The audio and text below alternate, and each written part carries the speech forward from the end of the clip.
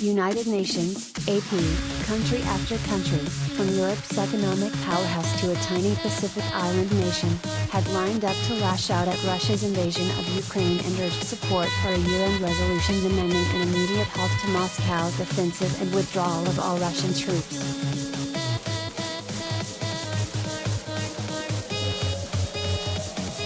Russian President Vladimir Putin did have a few supporters Tuesday at the UN General Assembly's emergency session, including Cuba and North Korea. And there were countries that took no position on the draft resolution, such as Suriname and South Africa, which urged compromise and diplomacy to find a lasting resolution to the crisis.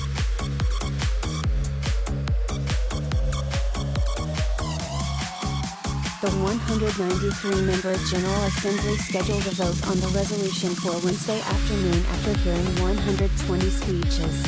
Unlike Security Council resolutions, General Assembly resolutions are not legally binding, but they do have clout in reflecting international opinion.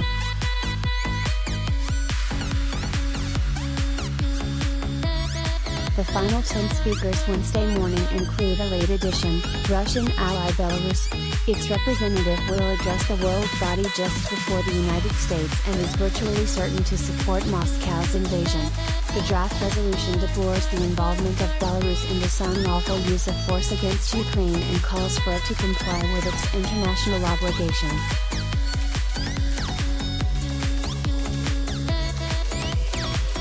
As of late Tuesday, the resolution had 94 co-sponsors, including several surprises to UN diplomats, Afghanistan, where the Taliban ousted the elected government last August, and Myanmar, where the military overthrew the elected government led by Aung San Suu Kyi on February 1, 2021.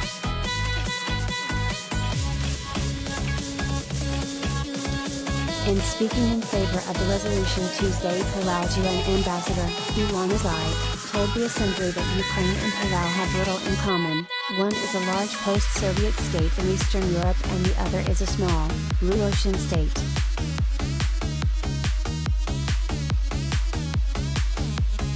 Yet, she said, Palau feels some connection because both became independent in the early 1990s.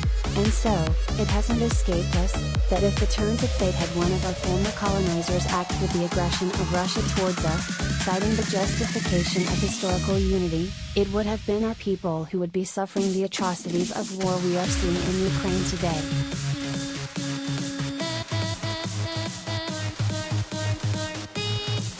Zeit said the claim of historical unity was the justification Hitler made in absorbing Czechoslovakia, setting events in motion that brought on World War II.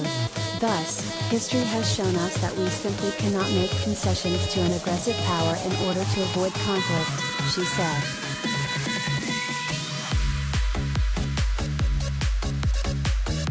German Foreign Minister Annalena Baerbock, whose country is Europe's largest economic power, said what is at stake in Russia's war in Ukraine is the life or death of the Ukrainian people, European security, and the Charter of the United Nations, which calls for peaceful settlement of conflicts and maintaining the sovereignty and territorial integrity of all UN member nations.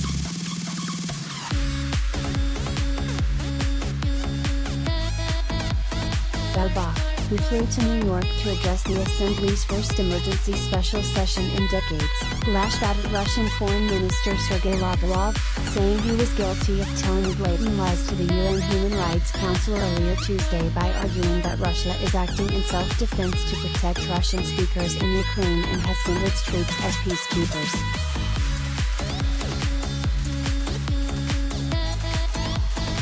In fact, she said, the world watched Russia build up troops over months to prepare for its attack and is watching as its forces are bombing the homes of Russian-speaking Ukrainians in Kharkiv, the country's second largest city.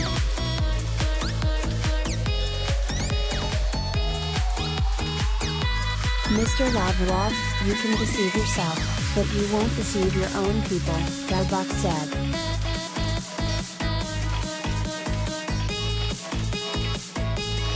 On the other side supporting Russia, North Korean Ambassador Kim Song blamed the United States and the West for the Ukraine crisis.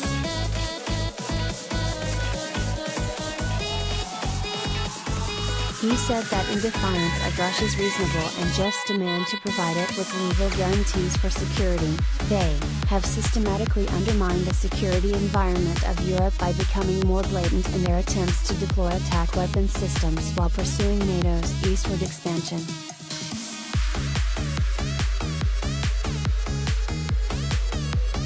Cuban Ambassador Pedro Luis Cuesta blamed the crisis on what he said is the U.S. determination to keep expanding NATO toward Russia's borders as well as the delivery of modern weapons to Ukraine, ignoring Russia's concerns for its own security.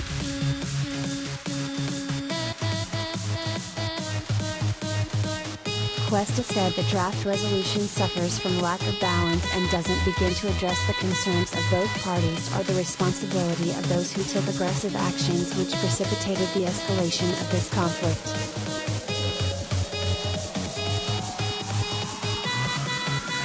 The U.S. and other critics of Russia's invasion introduced a resolution in the Security Council last week demanding that Russia immediately stop using force against Ukraine and withdraw all troops, knowing that Russia would veto it, which it did.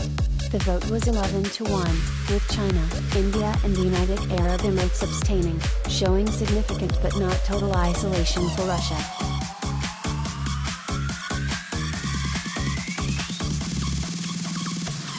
Russia's opponents then decided to go to the General Assembly to press for a similar resolution, which would add a condemnation of the Russian Federation's decision to increase the readiness of its nuclear forces, an issue raised by many speakers Tuesday.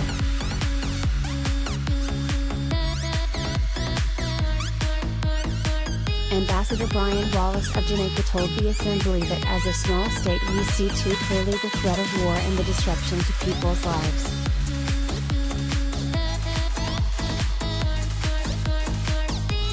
In the eternal and inspiring words of legendary Jamaican reggae singer Bob Marley, he said, "Therefore, let us get up, stand up for the rights of all of the people of Ukraine, because we are all Ukraine."